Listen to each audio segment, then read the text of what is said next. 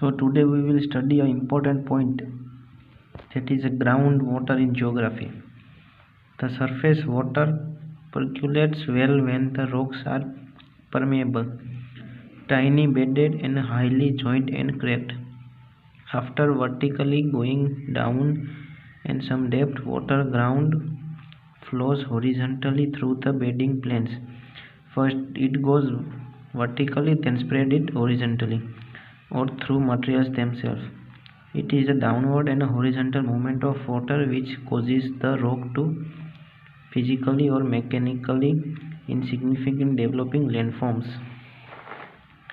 But in rocks like limestone or dolomites rich in calcium carbonate, the surface water as well as groundwater through chemical process, often solution and precipitation deposition, develops variety of landforms. Then any limestone or dolomitic region showing typical landform produced by the action of groundwater through process of solution and deposition is called karst topography. This is the important definition.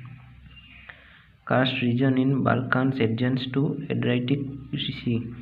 This is the important topic on geography of groundwater.